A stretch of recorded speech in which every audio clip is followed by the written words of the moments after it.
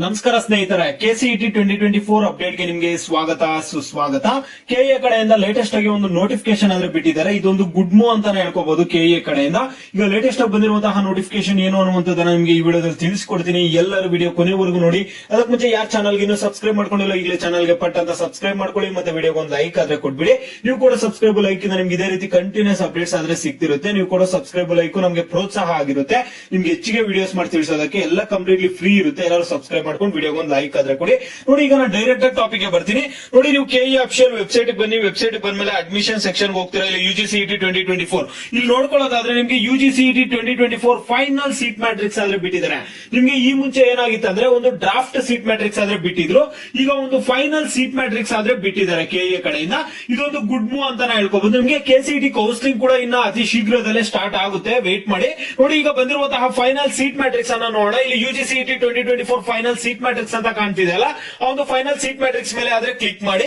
ನೋಡಿ, ಕ್ಲಿಕ್ ಮಾಡಿದ್ಮೇಲೆ ಡೌನ್ಲೋಡ್ ಆದ್ರೆ ಕೇಳುತ್ತೆ. ಇಲ್ಲಿ ನೀವು ಡೌನ್ಲೋಡ್ ಮಾಡ್ಕೋಬೇಕಾಗುತ್ತೆ. ಡೌನ್ಲೋಡ್ ಆಗ್ತಿರುತ್ತೆ. ನಿಮ್ಗೆ ಡೌನ್ಲೋಡ್ಸ್ ಎಲ್ಲ ಚೆಕ್ ಮಾಡಿ.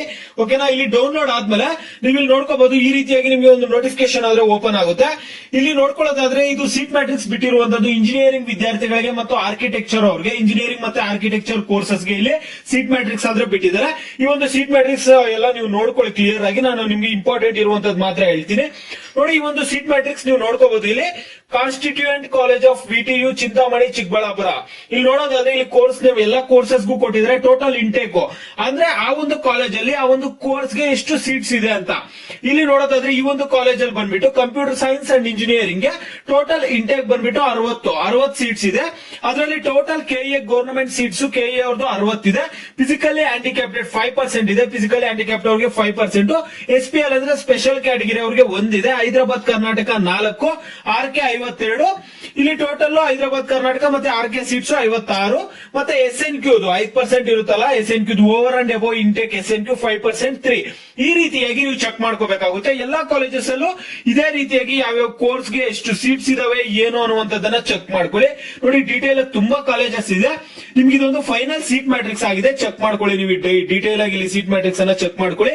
ನಿಮ್ಗೆ ಈ ಒಂದು ಸೀಟ್ ಮ್ಯಾಟ್ರಿಕ್ಸ್ ಅಲ್ಲಿ ಏನಾದ್ರು ಡೌಟ್ಸ್ ಇದ್ರೆ, ನಿಮ್ಗೆ ಏನಾದ್ರು ಡೌಟ್ಸ್ ಬಂದೇ ಬರುತ್ತೆ ಸೀಟ್ ಮ್ಯಾಟ್ರಿಕ್ಸ್ ನೋಡುವಾಗ. ನಿಮ್ಗೆ ಬೇರೆ ಏನೇ ಡೌಟ್ಸ್ ಬರ್ಲಿ ಸೀಟ್ ಮ್ಯಾಟ್ರಿಕ್ಸ್ ಕುರಿತು, ನೀವು ಮಾಡಬೇಕಾಗಿರುವಂತಹ ಕೆಲಸ ಏನಂದ್ರೆ ವಿಡಿಯೋ ಲೈಕ್ ಮಾಡ್ಬಿಟ್ಟು ಕಾಮೆಂಟ್ ಮುಖಾಂತರ ತಿಳಿಸಿ. ಎಲ್ಲಾ ಕಾಮೆಂಟ್ಸ್ಗೂ ರಿಪ್ಲೈ ಮಾಡಕ್ಕಾಗಲ್ಲ. ಆದ್ರೆ ಯಾವ ಟಾಪಿಕ್ಸ್ ಬಗ್ಗೆ ನೀವು ಹೆಚ್ಚಿಗೆ ಕಾಮೆಂಟ್ಸ್ ಮಾಡಿರ್ತೀರೋ ಅದ್ರ ಬಗ್ಗೆ ನೆಕ್ಸ್ಟ್ ವಿಡಿಯೋ ಬರುತ್ತೆ. ಮತ್ತೆ ಇನ್ನೊಂದು ವಿಷಯ, ಈಗ ಎಲ್ಲ ಒಂದು ಕೆಎ ಕಡೆಯಿಂದ ಪ್ರೋಸೆಸ್ ಸ್ಪೀಡ್ ಅಪ್ ಮಾಡ್ತಿದಾರೆ.